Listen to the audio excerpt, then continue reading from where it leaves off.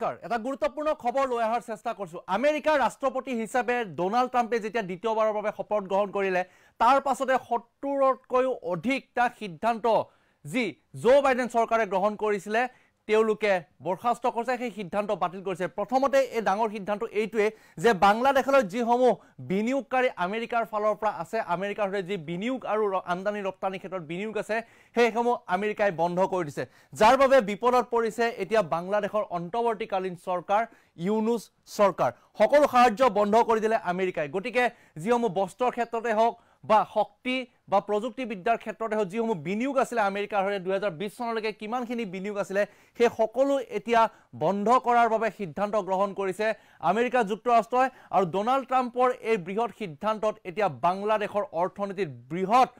বিৰূপ প্ৰভাৱ পৰাৰ এক পূৰ্ণ সম্ভাৱনা দেখা দিছে কাৰণ বাংলাদেশ এতিয়া বিশ্বৰ মানচিত্ৰৰ পৰা অকলহৰীয়া হ'ব নেকি বা বিশ্বৰ যিসমূহ সংঘ আছে সেই সংঘসমূহৰ পৰা একাষৰীয়া কৰা হ'ব নেকি বাংলাদেশক তাৰ বাবে এতিয়া চিন্তিত হৈ পৰিছে প্ৰথমতে বাংলাদেশৰ লাখ লাখ লোক আৰু দ্বিতীয়তে ইউনুছ চৰকাৰ এটা গুৰুত্বপূৰ্ণ খবৰ আপোনালোকৰ বাবে লৈ অহাৰ চেষ্টা কৰিছো বাংলাদেশক দিয়া সকলো সাহায্য বন্ধ কৰি দিলে আমেৰিকা যুক্তৰাষ্ট্ৰই এটা ডাঙৰ খবৰ এই মুহূৰ্তত আমেৰিকাৰ ট্ৰাম্পৰ এন্ট্ৰিয়ে বিপদত পেলাইছে এতিয়া মোহাম্মদ ইউনুছ চৰকাৰক United State agency for international ডেভেলপমেণ্টৰ সিদ্ধান্ত গ্ৰহণ কৰা হৈছে যে বাংলাদেশৰ সৈতে যি বিনিয়োগ আছিলে সকলো বন্ধ কৰি দিয়া হওক বাংলাদেশৰ ইতিহাসত ই অন্যতম মুখ্যম আঘাত হিচাপে পৰিগণিত হ'বলৈ গৈ আছে বাংলাদেশত আমেৰিকাই চলাই থকা সকলো প্ৰজেক্ট বন্ধৰ সিদ্ধান্ত গ্ৰহণ কৰিছে USAID দৈনিক নিবনুৱা সমস্যাৰ সৈতে এতিয়া যুঁজি আছে বাংলাদেশে এটা গুৰুত্বপূৰ্ণ বিষয় এই মুহূৰ্তত লৈ আহিছো ২০২০ চনলৈ বাংলাদেশৰ অৰ্থব্যৱস্থাত আমেৰিকাৰ বিনিয়োগ আছিল $3 বিলিয়ন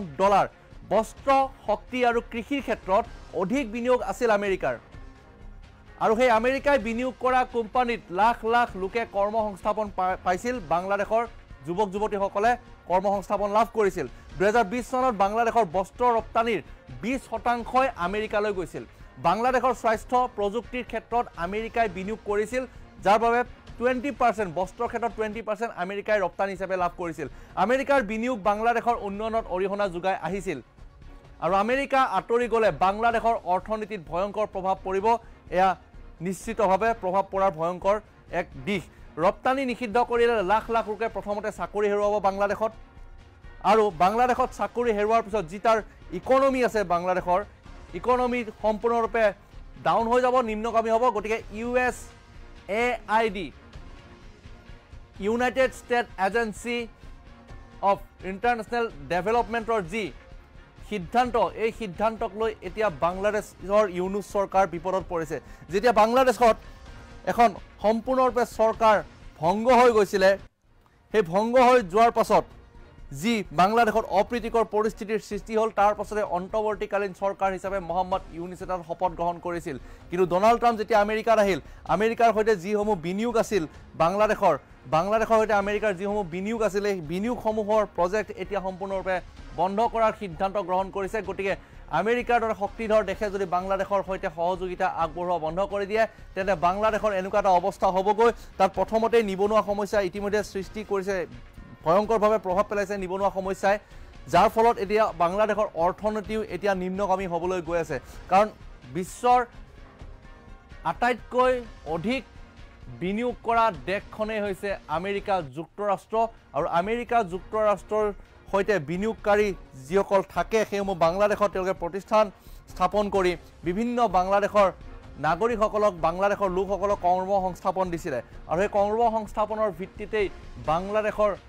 যি ইকনমি আছে অৰ্থনীতি আছে সেই অৰ্থনীতি উন্নয়নৰ দিশে গতি কৰিছিলে কিন্তু হঠাৎ ডোনাল্ড ট্ৰাম্প যেতিয়া শাসনত আহিল আমেৰিকাত ডোনাল্ড ট্ৰাম্প শাসনত অহাৰ পাছতেই এতিয়া বাংলাদেশৰ এনেকুৱা এটা বিপদ হৈছে যিটো বিপদে হয়তো আগন্তুক বহু বছৰলৈকে প্ৰভাৱ পেলাই থাকিব বিশেষকৈ অৰ্থনীতিৰ ক্ষেত্ৰত আৰু দ্বিতীয়তে নিবনুৱা সমস্যাৰ ক্ষেত্ৰত গতিকে যিসমূহ সাহায্যৰ ক্ষেত্ৰতে হওক বা বিনিয়োগৰ ক্ষেত্ৰতে হওক বাংলাদেশৰ সৈতে এতিয়া তেওঁলোকৰ সম্পূৰ্ণ সম্পৰ্ক এতিয়া বিচ্ছেদ কৰিবলৈ গৈ আছে আৰু এই সম্পৰ্ক বিচ্ছেদ কৰাৰ লগে লগে বিনিয়োগৰ ক্ষেত্ৰত কিন্তু আটাইতকৈ বিৰূপ প্ৰভাৱ আৰু ভয়ংকৰ প্ৰভাৱ পৰিব বাংলাদেশৰ ওপৰত ইতিমধ্যে মোহাম্মদ ইউনুছ চৰকাৰে যিসমূহ সিদ্ধান্ত গ্ৰহণ কৰিছিলে সকলো সিদ্ধান্ত তেওঁলোকৰ সিদ্ধান্তসমূহৰ ক্ষেত্ৰত আমেৰিকাৰো সহযোগিতা আছিল কিন্তু ডোনাল্ড ট্ৰাম্প থকাৰ পাছতে অহাৰ পাছত যেতিয়া বাংলাদেশৰ এনেকুৱা এটা অৱস্থা হ'বলৈ গৈ আছে তাতে অনুমান কৰিব পৰা গৈছে যে বাংলাদেশ এতিয়া অকলশৰীয়া হ'ব নেকি বিপদত এতিয়া ইউনুছ চৰকাৰ সকলো সাহায্য বন্ধ কৰি দিলে আমেৰিকাই